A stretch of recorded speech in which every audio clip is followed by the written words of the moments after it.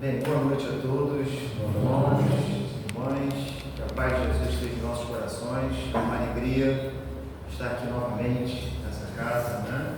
Que temos muitos amigos, temos laços, né? Vez por outra, os companheiros daqui estão lá na nossa instituição e a gente também vem aqui, então essa troca, essa pergunta, ela é constante, né? É uma pergunta fraterna, né? Como a gente costuma dizer. Então fica aqui o meu agradecimento ao convite, de ter a oportunidade de estar aqui dividindo e refletindo sobre a doutrina espírita com vocês nessa noite, tá bom? Então o nosso tema, não vais ter como os gentios, né? Então é uma frase dita por Jesus, que Allan Kardec ele pega essa frase, né, como em muitas outras situações, ele vai escalonando, né, escolhendo. Quando ele estruturou o Evangelho segundo o Espiritismo, ele não pegou o texto na íntegra, né? Ele preparou toda uma estrutura e ali ele foi pegando determinados versículos, parábolas. Então, muitas parábolas que a gente estuda, inclusive, não estão no Evangelho segundo o Espiritismo, né? Por quê? Porque Allan Kardec ele foi também um selecionador, né? Então, essa frase dita por Jesus, né, não vai ter com os gentios, Allan Kardec ele utiliza no capítulo 24, se vocês quiserem estudar depois, capítulo 24, né, do Evangelho segundo o Espiritismo, não ponhais a candeia debaixo do alqueire, itens 8 a 10, tá? Só que é importante, sempre quando a gente vai refletir e pensar sobre alguma coisa que Jesus falou, a gente sempre precisa fazer o exercício. Não é um exercício fácil, né? Por isso a necessidade da leitura, do estudo, que é o famoso entendimento do contexto. Jesus falou isso para quem, aonde, com qual objetivo, né? Quem que estava ouvindo ele naquele momento. Então tudo isso faz muita diferença. Nem sempre Jesus estava falando para populares, por exemplo. É claro que Jesus, como um indivíduo periférico, aqueles que o cercavam eram pessoas da periferia, obviamente, né? Que a gente sabe, né, na própria história de Jesus, quando Jesus ele começa a circular nos centros de urbanidade daquela região, logo na sequência ele sai de cena. Principalmente quando ele entra no principal centro urbano daquela região, onde a gente entende como antiga Palestina, né? Que é Jerusalém. Quando Jesus entra em Jerusalém, dali ele já não sai mais, que é justamente a última semana, os últimos dias, né? Então, em que momento que Jesus falou isso? Ele falou no início. Então, isso é importante. Uma coisa é o que Jesus falou quando ele começa o seu ministério. A outra é quando ele já está falando no momento que ele está saindo de cena. Isso faz diferença? Total. Principalmente porque ele está a todo momento instruindo aqueles que seriam responsáveis pela continuidade da sua mensagem, que são os discípulos, posteriormente chamado de apóstolos. Enquanto eles estavam com Jesus, não eram apóstolos, concordam? Eram discípulos, né? Eram alunos. Como a gente percebe, inclusive, né, que eu acho bem interessante essa pegada, né, na série do The Chosen, né, que o pessoal gosta tanto. O tempo inteiro Jesus é chamado de professor, né, mestre, e eles são como alunos, né? É interessante isso. E a palavra mestre, ela a todo momento aparece, né? Rabi, Raboni, mestre, né? E mestre a gente entende, né? A gente pode fazer aí uma relação direta com a ideia de professor. Então, não vais ter com os gentios, Jesus fala isso, está registrado por Mateus no capítulo 10. Então, Jesus está no começo. Só para vocês terem ideia, o que acontece no capítulo 10? É quando Jesus convoca os discípulos. E isso é no começo, não é assim?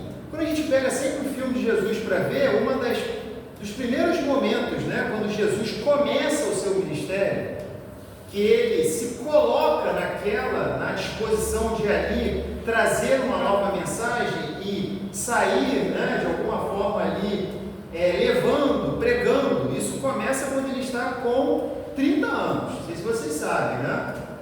Aquilo tudo que Jesus fez foi em 3 anos. Ele começa com 30 e ele sai de cena aos 31. 33, né? Segundo a narrativa histórica, né? Do cristianismo. Então, o capítulo 10 é quando Jesus convoca os discípulos.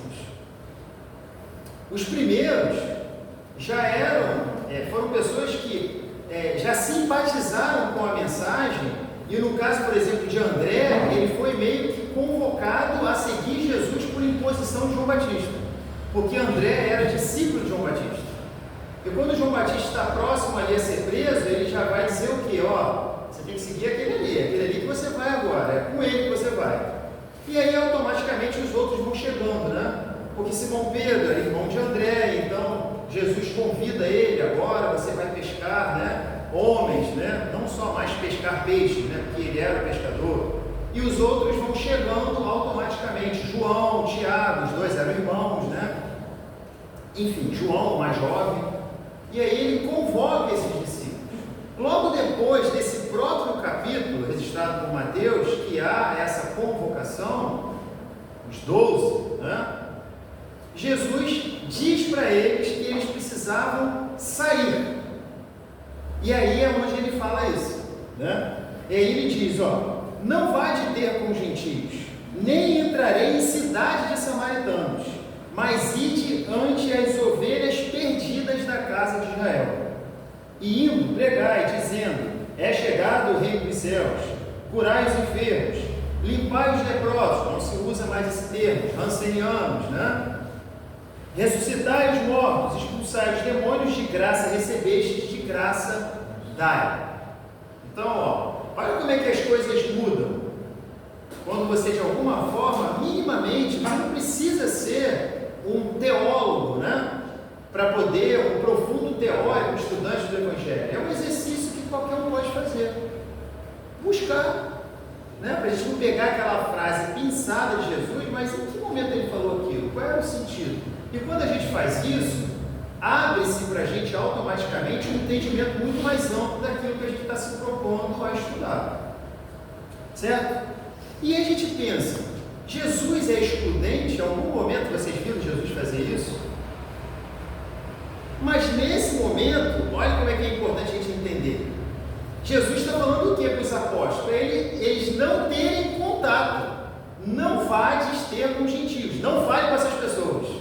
Não é isso? Traduzindo. E aí os gentios eram quem? Os gentios eram povos de outra nacionalidade. Certo? A palavra gentios vem de gentílicos, né? Que significa estrangeiro, pessoa de outra nacionalidade. E isso, para o contexto da história de Israel, tem um peso muito grande, vocês concordam? Porque para os hebreus, o povo escolhido era o povo de Israel. Então, todo aquele que não fizesse parte, né, dessa nacionalidade, dessa identidade, era alguém que deveria ser excluído. E aí, curiosamente, Jesus meio que cumpre esse entendimento. Ele diz, não vai de ter com eles. Depois Jesus, ele fala de uma outra nacionalidade, que eu acho que é mais complicado que é o termo gentio. Ele fala, não entrareis em cidade de samaritanos. Não sei se vocês lembram, mas os samaritanos eram judeus, faziam parte da Palestina, mas não eram reconhecidos como, por professarem religiosidades e uma questão cultural diferente daquele, digamos assim, daqueles principais grupos religiosos ali, os essênios, os fariseus. Então eles eram mal vistos, né? Não é à toa que existe a famosa parábola de Jesus, que é do bom samaritano. Por que Jesus usa isso? Então olha a contradição. Jesus diz para os discípulos não terem contato com os gentios nem com os samaritanos, mas ao mesmo tempo faz uma parábola que usa o samaritano como exemplo de que ninguém poderia ter dado naquele momento. Então, se a gente não buscar entender, a gente fica, né, achando que Jesus, na palavra de Jesus, do Evangelho, há contradições. Mas não é isso. Na verdade, inclusive Kardec esclarece isso no item 8, 9 e 10. O 8 ele traz o versículo do Evangelho. O 9 e 10 ele explica. E aí ele fala justamente sobre o que a gente vai desenvolver a partir de agora. Ele vai dizer o quê? Que naquele momento, primeiro, os discípulos estavam iniciando. Então, é mais fácil você falar para alguém que é da sua terra, da sua cultura, da sua identidade, sobre uma nova mensagem, do que você buscar naquele momento um embate religioso com povos de culturas diferentes, que vêm de tradições, por exemplo, politeístas, como o caso daquelas populações que viviam ali, no que a gente hoje chama de mundo árabe, né? Não existia Islã, por exemplo, naquele momento, monoteísmo.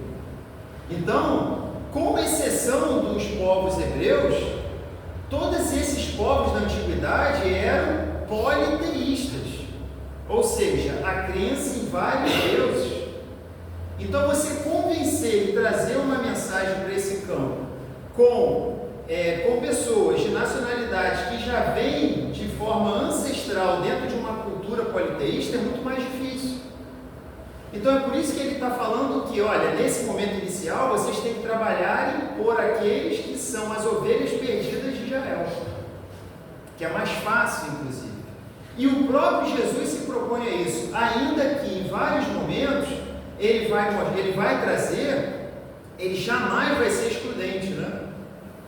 Inclusive, manifestações de fé que Jesus vai exemplificar como maiores manifestações de fé, ela vai se dar justamente daqueles que não eram judeus, vocês lembram? É só lembrar do centurião romano, por exemplo. O que era um centurião romano? Qual era a cultura? Qual era a religiosidade dos romanos naquele momento? Era uma religiosidade o quê? Múltipla, né? Diversa, dentro de um campo politeísta, por exemplo. E quando ele faz aquela demonstração de fé para Jesus, vocês lembram dessa passagem?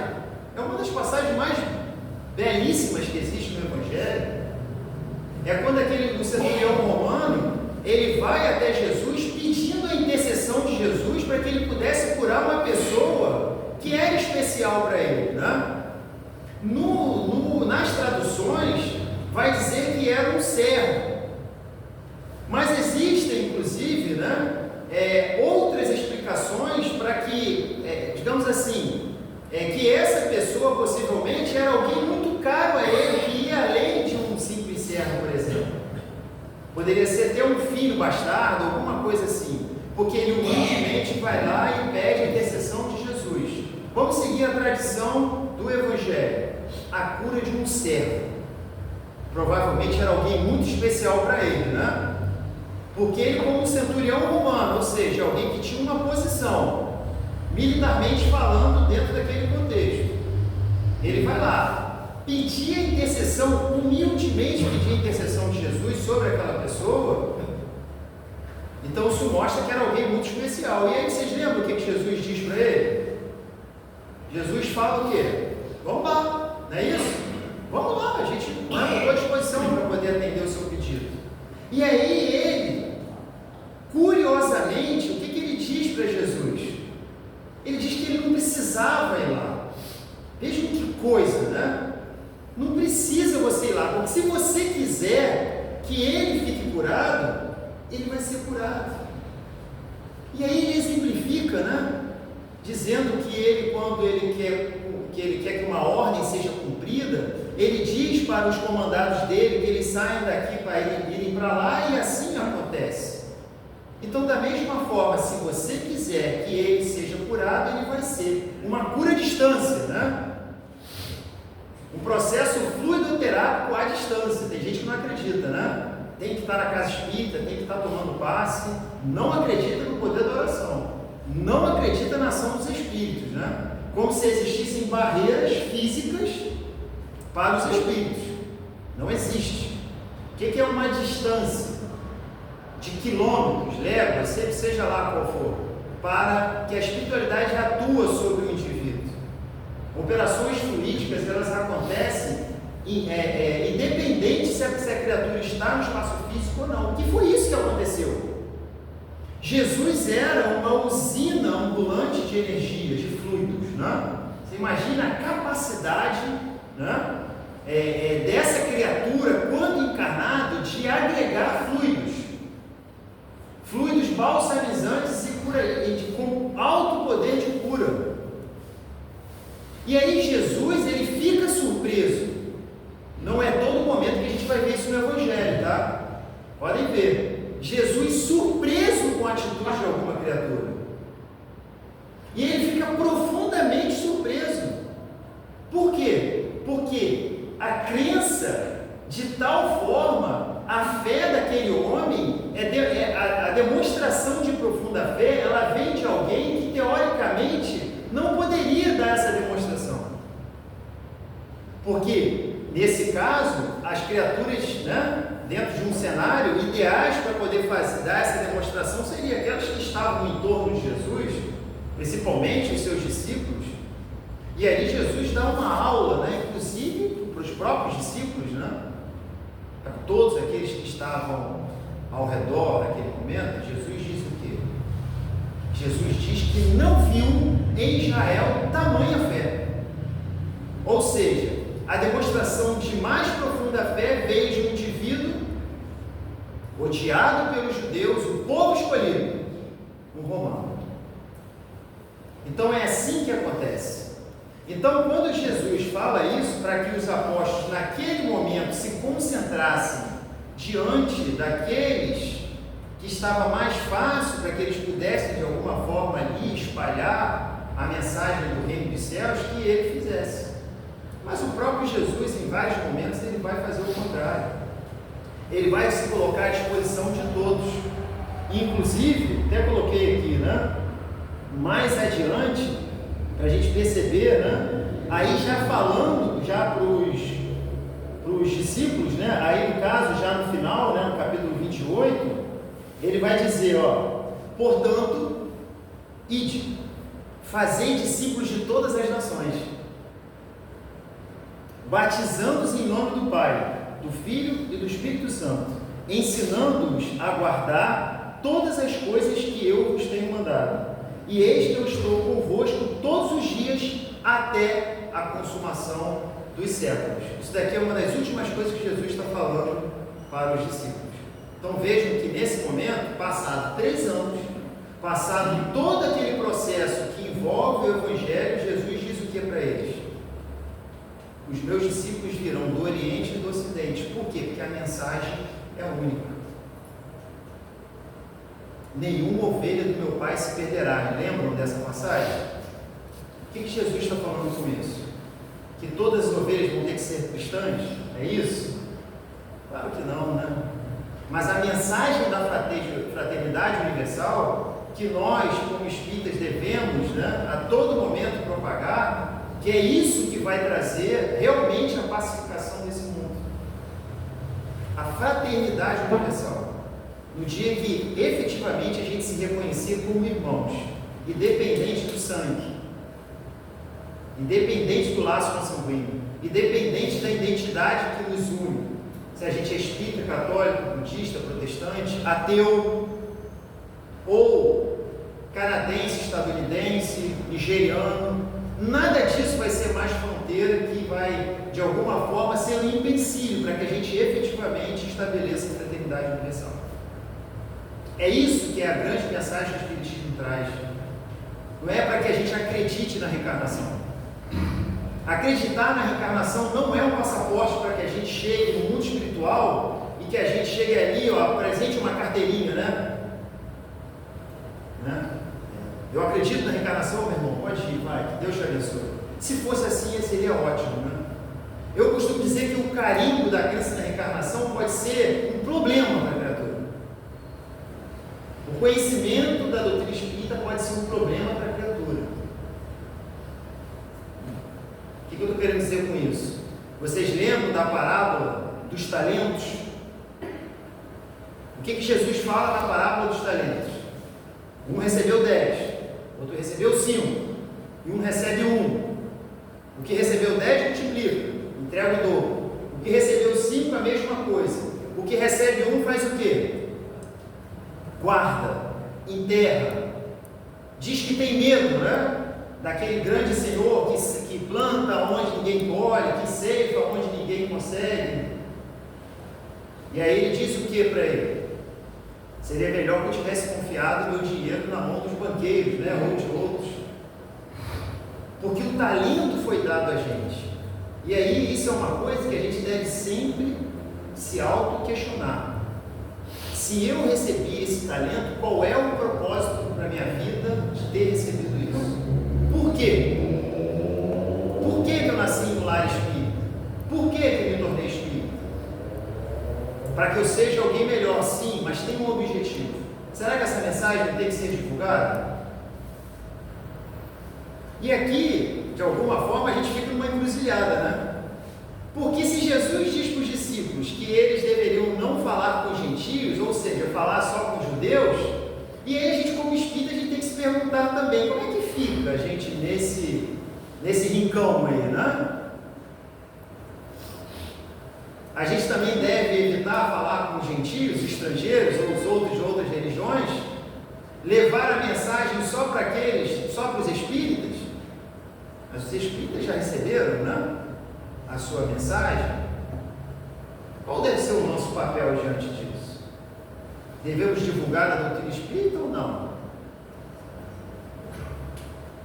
Fala-se muito sobre proselitismo, né? Realmente, na doutrina espírita não há essa perspectiva de proselitismo, né? Você forçar a criatura para que ela se convença, né, daquele propósito de salvação e de uma série de questões, realmente, né? Eu até tinha colocado aqui uma questão, né? O Espiritismo oferece, ele não impõe, mas até para oferecer a gente precisa ser inteligente. E aí quem diz isso para a gente? Allan Kardec. Se vocês lembrarem, saindo um pouco do capítulo 25 não, desculpa, 24, onde esses itens estão citados, na introdução do Evangelho segundo o Espiritismo, logo no começo, eu peço a vocês que vocês possam buscar esse texto, quando puderem. Não precisa ler a introdução toda não, se não quiser. Lê só a primeira página, porque Allan Kardec já fala isso logo de cara. Está lá, o objetivo da obra. E é importante que a gente sempre leia a introdução, né? Vocês não pulam a introdução, né? Já assim ninguém pula a introdução dos livros, não, né? Tem gente que quer ler mais rápido e pula a introdução, né? Por exemplo, o livro dos Espíritos tem 1019 questões, mas o ansioso, ele, né, vou logo para as questões. E aí, na introdução do livro dos Espíritos, que por sinal é extraordinária, ele explica de forma meticulosa todos os princípios fundamentais da doutrina espírita e como ele chegou até aquelas 1019 questões. E a gente pula. E aí um dado curioso, abrindo um parênteses. A introdução de um livro é escrita em que momento? Vocês sabem? Em que momento que o escritor escreve a introdução? Depois que está pronto. Depois que fica pronto? Exatamente, já sei, depois bota um pontinho para ela, tá? Nota lá. Exatamente. Depois que a obra está pronta. Por que a introdução é escrita depois que a obra está pronta? Porque na introdução o autor faz o quê? Ele apresenta a obra. Como é que ele vai apresentar uma coisa que não está pronta? A conclusão é feita. A introdução é feita antes da conclusão. A introdução é feita depois da conclusão. É a última coisa. Aonde ele vai apresentar toda a obra, né? Ali. E aí muitas vezes a gente pula, né? Pela ansiedade, né? Então não façam isso, viu? A introdução do Evangelho segundo o Espiritismo é excelente e a do Livro dos Espíritos melhor ainda, né? Mas aí, voltando à vaca fria, né? Lá no Evangelho segundo o Espiritismo, na introdução, Allan Kardec diz o seguinte, olha só. Ele diz que os atos comuns da vida do Cristo, ela pode ser entendida a partir de 5 aspectos. 5. Primeiro, os atos comuns da vida de Jesus. O que são os atos comuns? Aonde nasceu, quem era seu pai, quem era sua mãe, profissão do pai, né, que era carpinteiro. Jesus aprendeu o ofício do pai com ele, muito comum, né, nas sociedades da antiguidade. A continuidade da geração naquele ofício era uma geração de sapateiros, é uma geração de serralheiro. Isso era muito comum até pouco tempo. Geração de peixeiro. Então, naturalmente, Jesus aprendeu esse ofício. Então, os atos comuns são isso. Primeiro. Segundo, os milagres. Terceiro, as predições. Aquele momento em que Jesus faz previsões mesmo, né? Isso não se dá em vários momentos, mas em alguns específicos. Vocês vão lembrar, quando Jesus está entrando em Jerusalém, Jesus chora, não é assim? Ele chora, porque ele ali, ele prevê o que vai acontecer com aquela nação, com aquele templo majestoso, né? Lindíssimo, construído pelo rei Salomão. O que vai sobrar daquele templo? E aí Jesus diz o seguinte, isso é uma predição, um exemplo. Jesus diz que, depois de chorar, ele diz que ali naquele templo não restará pedra sobre pedra, ou seja, aquele templo vai ser destruído.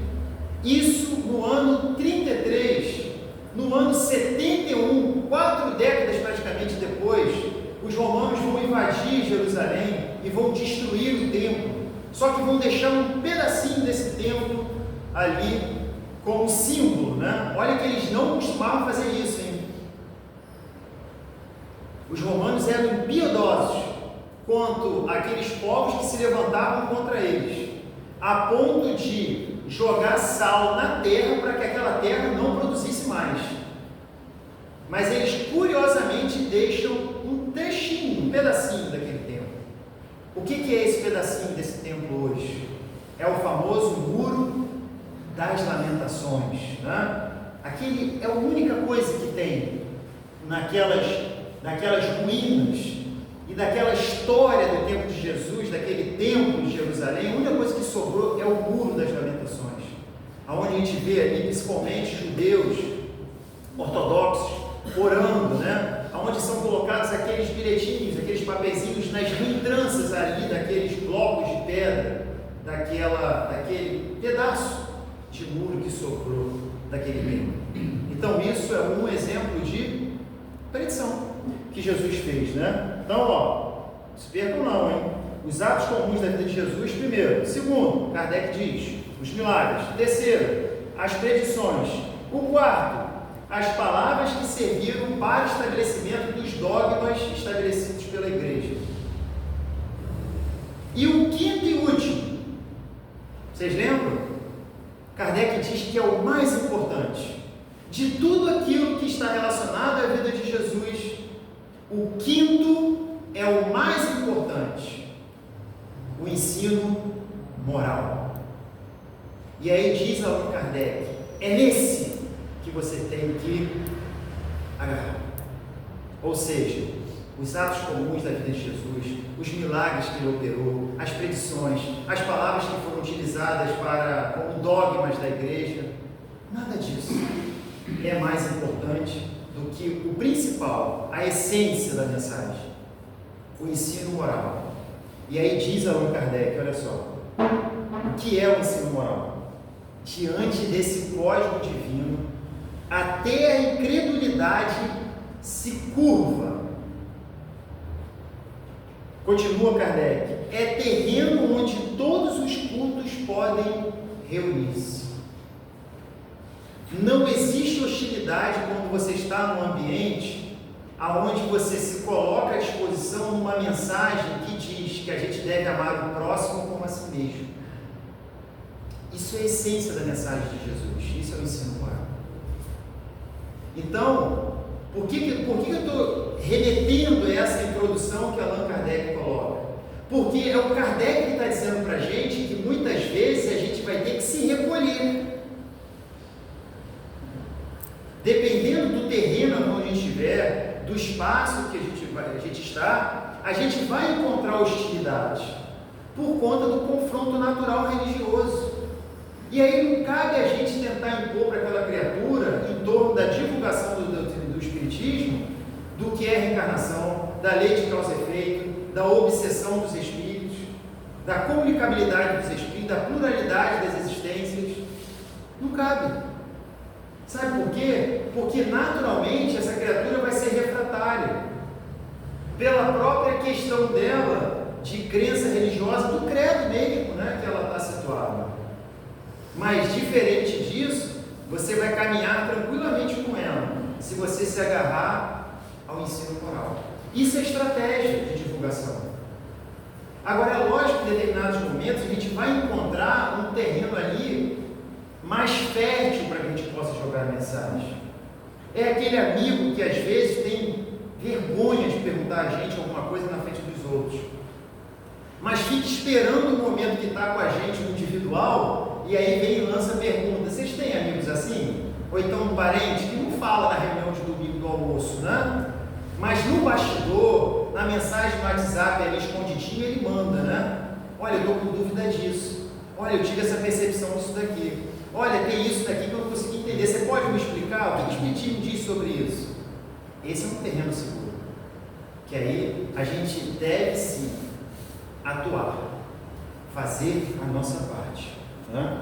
Então, a gente deve se esforçar o máximo possível para a divulgação do Espiritismo, porém, com inteligência, respeitando todos, seja o que for, religiosidade, filosofia, sexualidade, ideologia, porque o importante para a gente é que a gente busque respeitar o quê? A fraternidade. E aí, para encerrar a nossa fala, já que a gente está falando de divulgação do Espiritismo, tem um texto interessantíssimo no livro Cartas e Crônicas de Humberto de Campos. Nesse livro ele assina como Irmão X. E aí, abrindo um parênteses rapidamente, vocês sabem por que disso, né? Em 1944, Francisco Cândido Xavier e a Federação Espírita Brasileira foram processados pela família de Humberto de Campos, pela esposa, principalmente, e um dos filhos, que já era maior.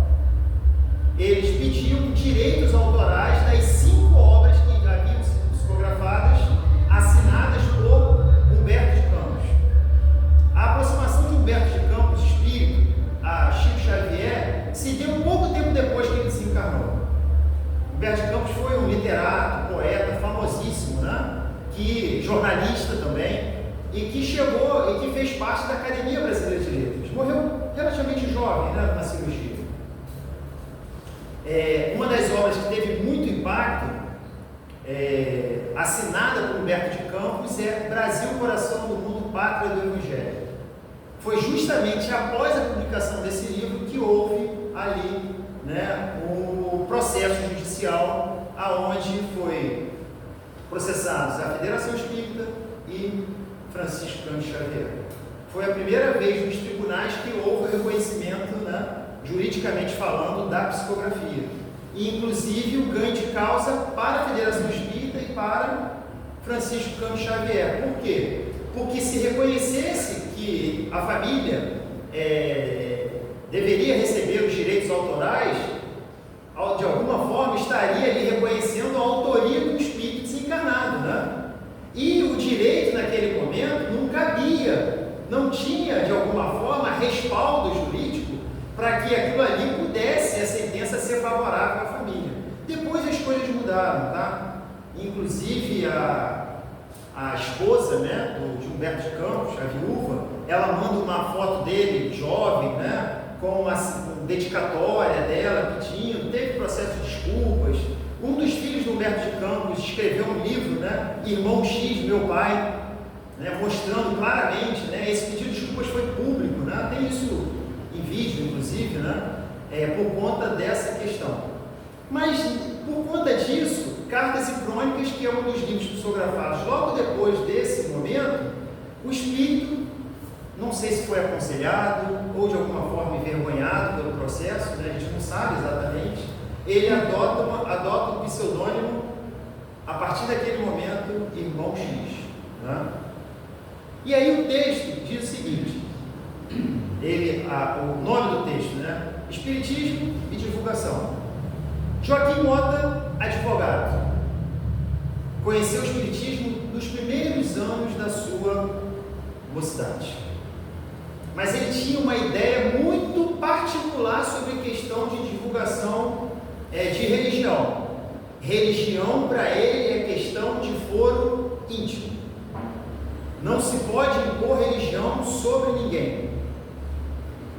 Ele um homem bom, de princípios, mas era uma espécie de ilha amena. Vivia ali tranquilamente,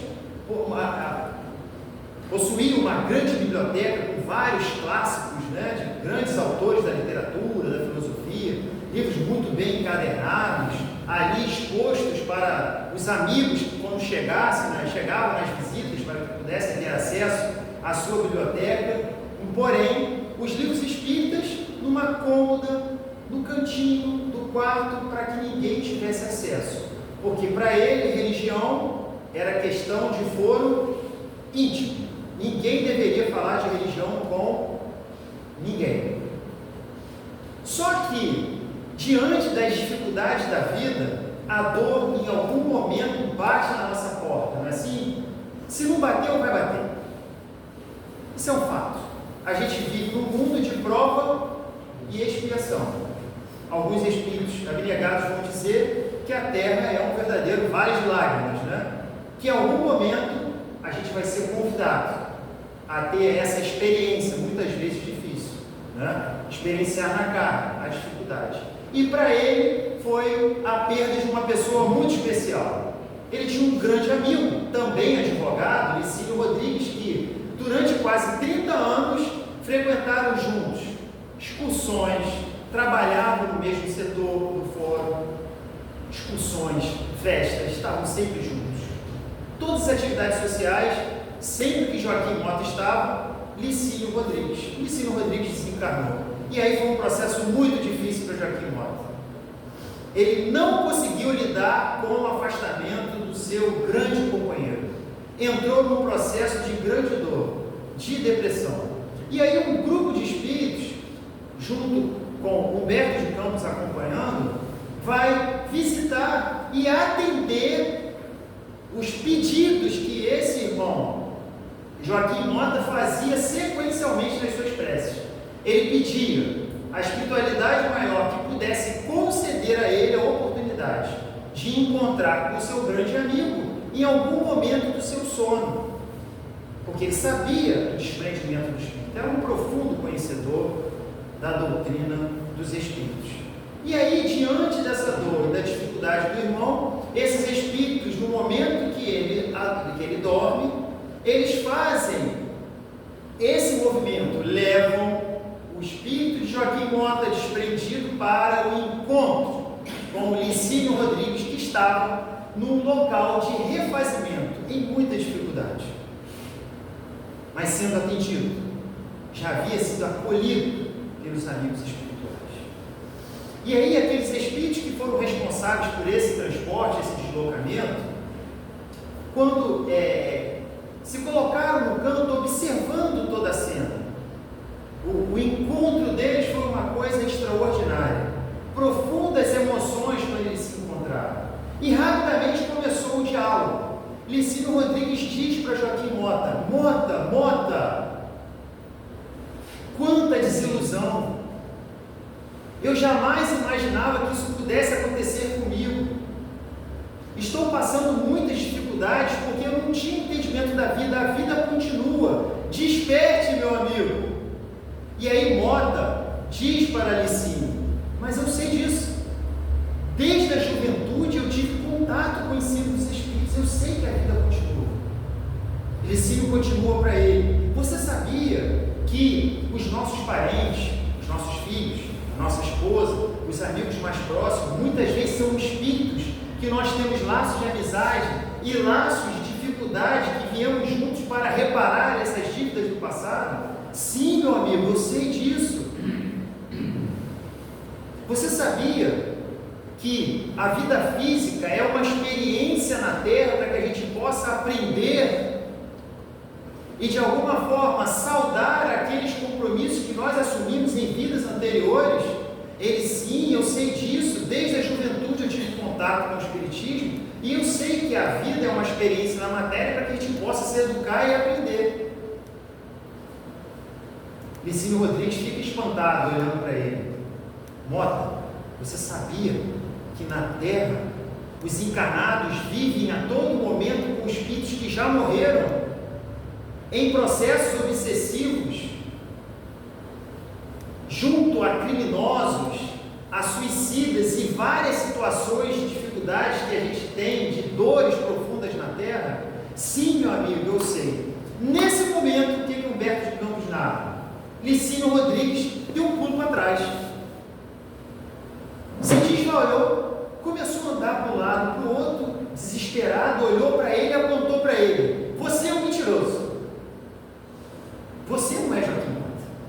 Você é um embusteiro. Mota ficou angustiado, né? Pulou para trás. Que isso, meu irmão? Que isso, Licínio? Eu sou seu grande irmão, a gente caminhou tanto tempo junto. Não, você não é Joaquim Mota. Se você fosse Joaquim Mota, você jamais me negaria o conhecimento da doutrina dos Espíritos. Você jamais negaria para mim um acesso a uma informação tão preciosa. Mota, meu grande amigo, está com certeza em dificuldades, iludido pela matéria. Como muitos estão. Você é um embusteiro, mistificador. E aí Mota entra em desespero profundo, tentando convencer. A situação começa a ficar uma situação extremamente difícil. E aí aquele grupo de espíritos que estavam observando, o que eles fazem? Eles desligam, né, rapidamente Joaquim Mota, até porque aquilo estava agravando o problema do amigo, e ele desperta no corpo físico, na matéria. Mas aí a espiritualidade bondosa permite que ele, quando acorde, lembre de tudo, detalhe por detalhe do sono. Quando ele levanta da cama, o cérebro está em brasa, né?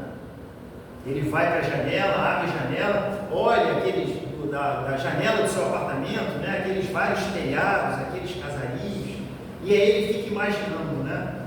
Nesse momento, quantas pessoas estão retornando à pátria espiritual? Estão em dificuldade. E aí ele percebe que ele precisava repensar sobre espiritismo e divulgação. Muita paz para vocês, obrigado pela atenção de todos e que Deus abençoe essas pessoas.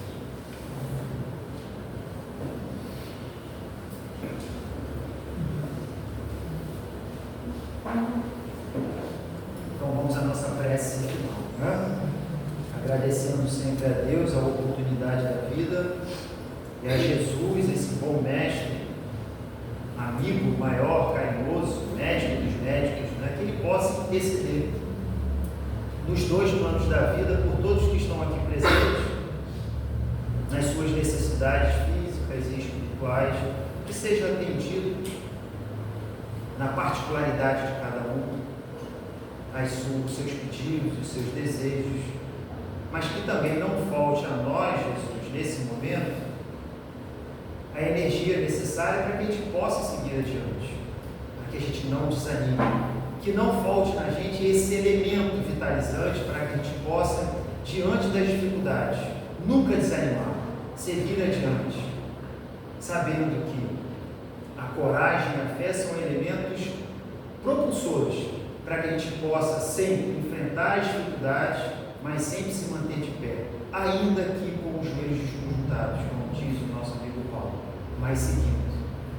Que Deus abençoe, graças a Deus.